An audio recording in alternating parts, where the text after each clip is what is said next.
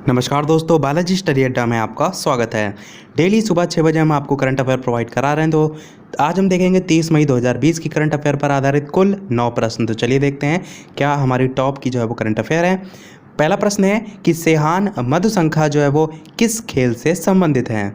तो 4 ऑप्शन है, आपको बताना है कौन सा सही होगा।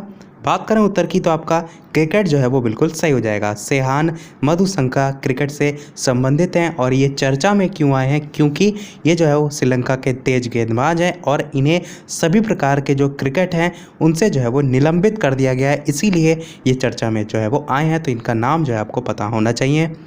श्रीलंका की राजधानी की बात करते हैं तो प्रशासनिक राजधानी जो है वो श्री जयवर्धनेपुरा कोट्टे है और वाणिज्यिक राजधानी की बात करें तो श्रीलंका की कोलंबो जो है वो वाणिज्यिक राजधानी है।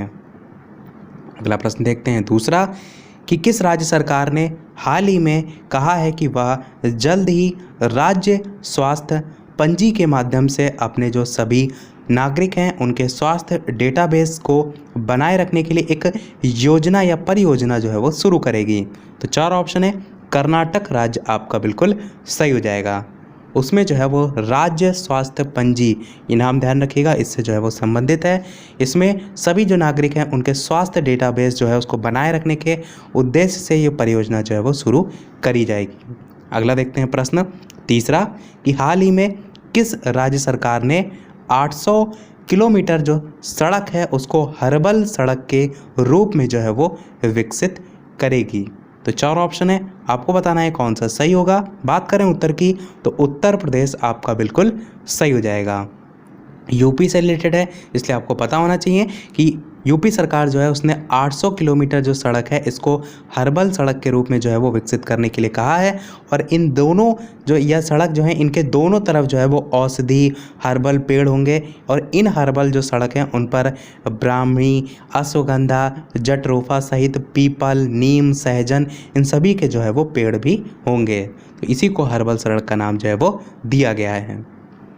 अगला प्रश्न चौथा कह रहा है कि किस देश ने भारत के ऑस्ट्रेलिया दौरे के लिए जो तारीख हैं उनकी जो है वो घोषणा की है, जिसमें 4 टेस्ट, 1 दिवसीय और साथ ही T20 अंतर्राष्ट्रीय जो है वो भी शामिल है।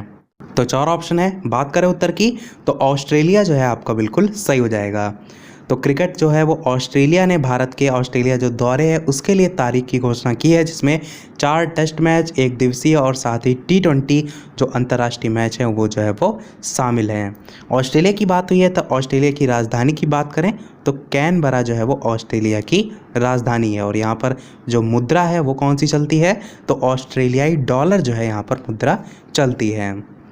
अगला प्रश्न देखते हैं 5वां कि किस देश की जो महिला शांति सैनिक हैं उन्होंने संयुक्त रूप से संयुक्त राष्ट्र जो सैन्य gender advocate of the year 2019 का पुरस्कार है वो जो है वो जीता है। तो बात करें उत्तर की तो भारत और ब्राज़ील जो है आपका बिल्कुल सही हो जाएगा। भारत और ब्राज़ील की जो महिला शांति सैनिक हैं उन्होंने संयुक्त रूप से जो संयुक्त राष्ट्र सैन्य gender advocate of the year 2019 पुरस्कार है वो जो है वो जीता है। ब्राज़ील की बात हुई है तो ब्राज़ील की राजधानी क्या है तो ब्राज़ील की राजधानी ब्रासीलिया जो है वो होती है। अगला प्रश्न देखते हैं छठा कि मई 2020 में NDB जो है उसके नए अध्यक्ष के रूप में किन्हें जो है वो चुना गया है। तो बात करें उत्तर की कौन सा सही होगा तो मार्कोस ट्राइजो जो है वो बिल्कुल सही हो जाएगा। इससे पहले किसका कार्यकाल था तो केवी कामत जो है वो इस पद पर थे, इनका कार्यकाल जो है वो समाप्त हो रहा है, इसलिए जो मार्कोस ट्राइजो हैं इनको NDP यानी कि न्यू डेवलपमेंट बैंक जो है उसने ब्राज़ील जो है उससे मार्कोस जो ट्राइजो हैं इनको अपना नया अध्यक्ष के रूप में जो है वो चुना है। और भारत के जो अनिल किशोर हैं इनको जो है वो नए उपाध्यक्ष के रूप में जो है वो चुना गया है। NDB जो है इसका मुख्यालय यदि आपसे पूछा जाए तो शंघाई चीन में जो है इसका मुख्यालय है।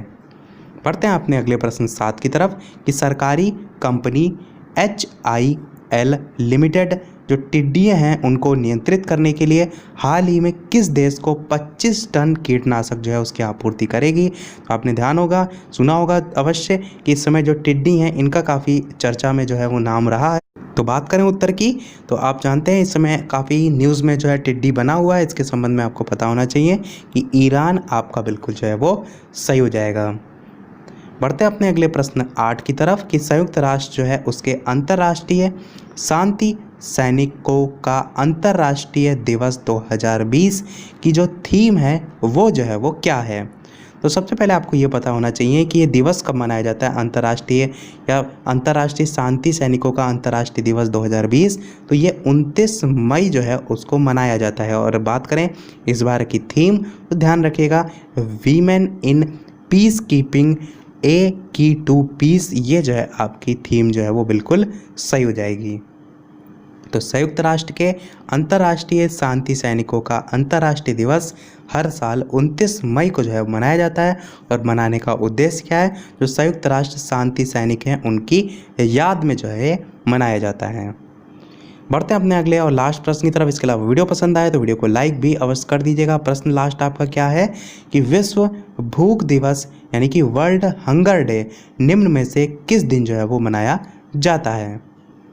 तो 4 ऑप्शन है। बात करें उत्तर की, तो आपका 28 मई जो है वो बिल्कुल सही हो जाएगा।